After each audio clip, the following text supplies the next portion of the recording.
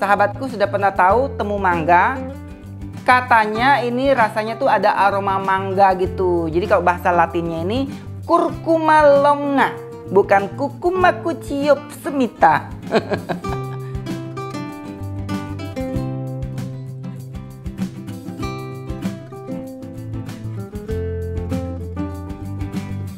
Halo sahabatku, apa kabar? Semoga Anda semua sehat selalu dan bahagia. Kali ini aku mau masak laksa Betawi. Jadi laksa Betawi ini banyak banget dijual di daerah Depok. Kebetulan aku tinggalnya di Depok. Sebenarnya laksa itu banyak banget jenisnya. Ada laksa udang, laksa dari Malaysia dan sebagainya. Bumbunya banyak banget untuk laksa Betawi ini. Dan ada beberapa bumbu yang tidak boleh di skip. Kalau di skip nggak jadi laksa Betawi. Khusus encang-encing, nyak babe, empok, kalau ada salah-salah bumbunya, mohon dimaafkan ya, karena aye bukan orang Betawi. Tapi ini betulan loh, aku sudah belajar dari abang tukang laksa yang mangkal di dekat rumah aku. Yuk kita lihat apa saja bahan-bahannya dan bagaimana cara memasaknya. Bersama chef yang enggak abal-abal, semua sahabatku bisa memasak. Bahan-bahannya: 500 gram tulang ayam, 200 gram dada ayam, 75 gram bawang merah, 30 gram bawang putih, 50 gram temu mangga, 25 gram temu kunci, 15 gram jahe, 25 gram serai, 30 gram lengkuas, 15 gram kunyit, 10 gram kencur, 5 gram jinten, 1 gram kelabet, 5 gram ketumbar bubuk, 6 butir kemiri sangrai, setengah butir biji pala, 2 gram kulit kayu manis, 7 buah kapulaga, setengah sendok teh lada bubuk, 50 gram udang kering atau ebi, 5 lembar daun jeruk, 5 lembar daun salam, 5 gram garam, 15 gram kaldu rasa ayam, 5 gram gula pasir, 1,5 liter air, 1,5 liter santan encer, 500 ml santan kental. Sahabatku, masak laksa Betawi hampir sama dengan masak kuah laksa pada umumnya. Hanya saja kuah laksa Betawi ada yang membedakan, yaitu temu mangga. Sahabatku sudah pernah tahu temu mangga? Katanya ini rasanya tuh ada aroma mangga gitu. Jadi kalau bahasa Latinnya ini curcuma longa, bukan Cucuma cuciopsmita. Ini ya namanya apa tadi? Temu mangga. Nah, sedangkan bumbu lainnya ada temu kunci. Nah, jangan ditambahin dengan temu lawak. Nanti di dalam dia jadi stand up comedy. Dan satu lagi yang penting, ini ada namanya kelabet. Nah, ini bukan kerabat tapi kelabet. Bentuknya kayak biji jambu kelutuk tapi lebih kecil. Ini naruhnya nggak boleh kebanyakan karena rasanya agak getir. Tapi ini aromanya harum sekali. Yuk kita mulai memasaknya. Aku akan menghaluskan bumbu basah dan bumbu yang kering. Bawang merah kita masukkan. Dia kabur satu. Bawang putih masukin. Kemiri yang sudah disangrai. Kemudian ini namanya temu mangga. Jadi temu mangga itu dia warnanya pucat gitu ya sahabatku, kayak gini tuh. Kayak mangga muda, warnanya cantik sekali. Dan beneran ini aromanya mirip banget aroma mangga muda gitu. Tapi dia masih keluarganya kunyit gitu ya sahabatku. Ini akan kita potong-potong dulu.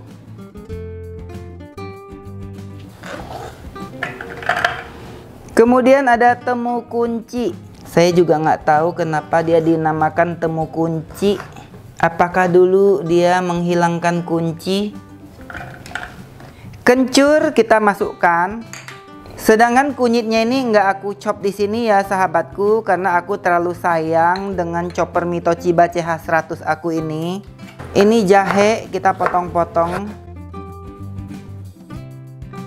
Lengkuas dipotong-potong juga.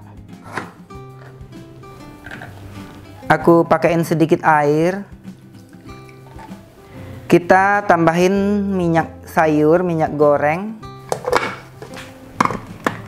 Dan kita chop sampai halus. Sudah halus. Ini keren banget sahabatku. Jadi kalau kita beli satu set, kita akan dapat satu mug yang 700 ml seperti ini dan satu lagi yang 1,5 liter. Ini mesinnya kuat banget dan pisaunya tajam banget. Jinten, kelabet, kapulaga. Ini namanya kapulaga sahabatku. Kita ambil yang hitamnya saja. Jadi supaya kuahnya tuh nggak banyak ampas yang tak bermanfaat. Kita haluskan. Sudah halus. Supaya nggak kelupaan, ketumbarnya aku campurkan aja, juga lada bubuknya. Jadi ini sudah jadi satu ya sahabatku. Ebinya kita tumbuk sampai halus.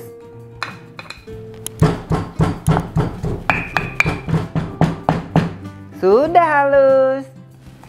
Serainya dikeprek aja.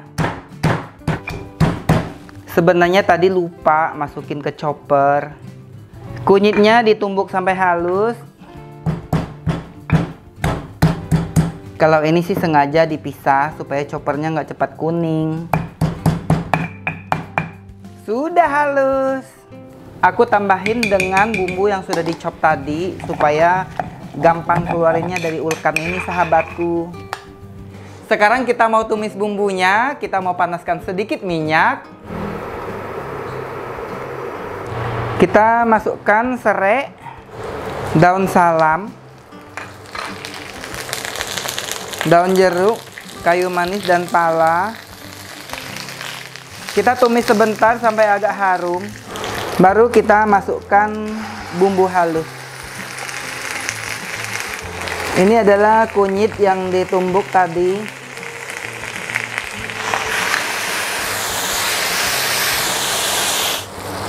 Pastikan kita menumis bumbunya sampai benar-benar matang atau sampai harum.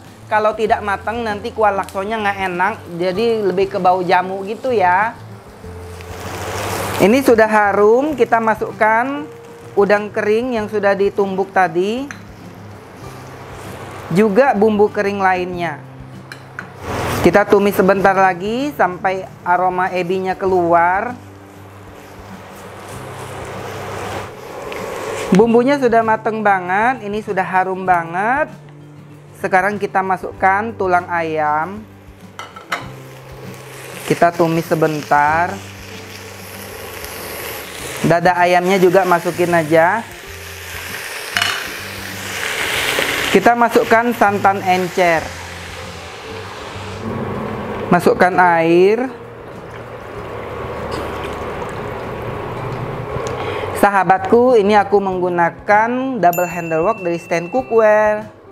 Ini ukurannya bisa memuat kuah sampai 4 liter sahabatku. Dan bagusnya ini sudah dilapisi dengan granit Greblon dari Jerman. PFOA free sehingga sangat aman untuk kesehatan. Dan bisa digunakan di semua jenis kompor termasuk kompor induksi. Kita akan masak sampai tulang ayamnya empuk. Sudah mendidih, sekarang kita mau keluarkan daging ayam dan tulang ayamnya, daun serai dan daun salamnya. Dan kita saring bumbu yang terlalu kasar. Sambil kita aduk-aduk supaya nanti kuah sotonya lebih enak. Kita buang nih kayak daun jeruk, semua dibuang-buangin. Ampasnya ini jangan dibuang sahabatku, ini mesti dibalikin lagi karena ini adalah udang kering dan lain-lain ya. Jangan dibuang. Tulang ayamnya akan kita suwir-suwir dagingnya. Jadi ceritanya kalau sahabatku pengen buat usaha jualan laksa, kita kan beli tulang ayam nih ceritanya ya kan. Tapi kalau mau buat makan sendiri, ya pakai dada ayam gitu. Ini dada ayamnya ini kita suwir-suwir, nanti akan aku haluskan lagi. Sudah selesai kita suwir daging ayamnya, dan ini tulang-tulangnya akan kita buang. Dada ayamnya mau kita chop daging ayam suwirnya ini ya akan kita chop sampai halus. Nanti akan kita masukkan ke dalam kuah laksanya. Sudah halus. Kita masukkan kembali daging ayam yang sudah dicop supaya kuahnya lebih kental.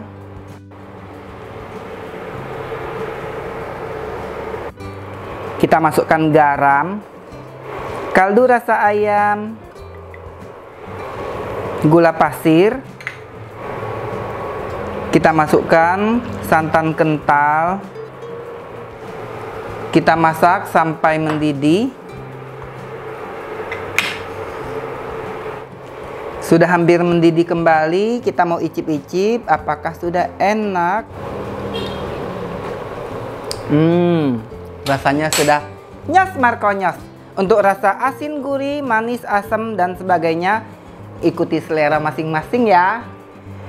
Tahap terakhir kita masukkan daun kemangi.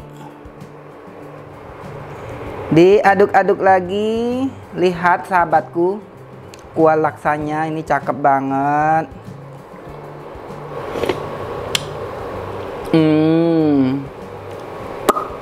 Enak banget.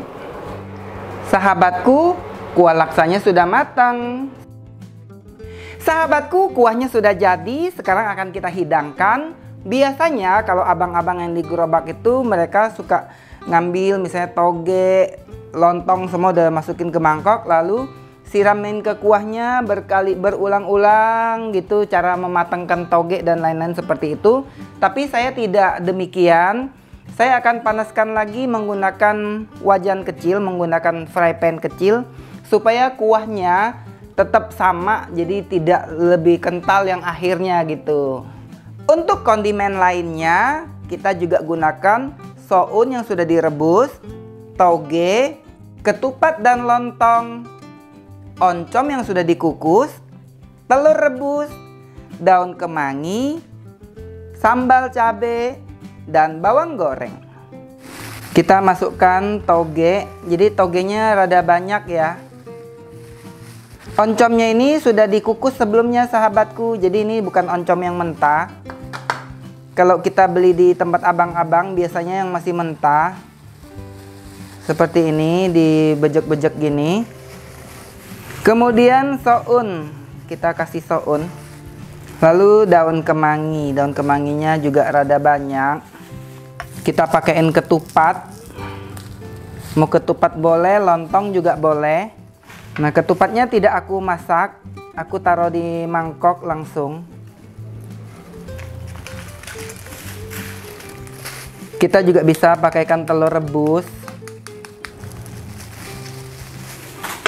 Kita ambil kuah laksanya. Sebenarnya ini masih panas banget kuah laksanya. Kita siramkan ke sini. Jadi yang perlu dimatengin ini sebetulnya hanya toge sahabatku, yang lain-lain udah mateng. Kita tunggu sebentar supaya togenya lebih matang lagi. Sudah mendidih, kita matikan kompor dan akan kita pindahkan ke mangkok.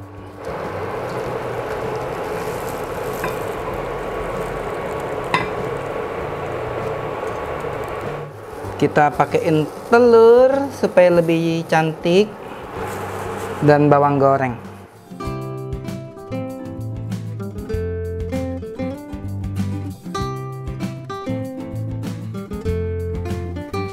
Sahabatku, laksa betawinya sudah mateng. Ini masaknya gampang banget, rasanya juga enak. Ayo kita coba.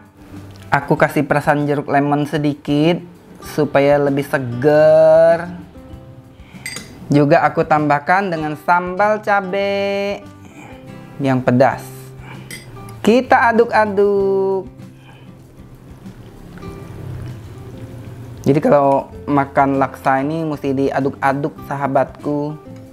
Kalau sahabatku nggak suka diaduk-aduk, nggak apa-apa juga. Kita makan.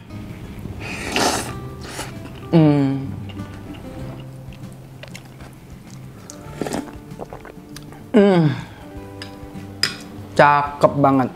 Jadi ini beneran aku belajar step by step dari orang Betawi asli yang jualan laksa Betawi. Rasanya sempurna seperti yang aku sering beli di tempat jualan laksa itu. Semoga sahabatku bisa memasaknya di rumah. Semoga sahabatku suka dengan resepnya. Kalau suka kasih like, comment, share, subscribe yang baru join. Nyalakan belnya. Sampai jumpa di video berikutnya. Bye-bye.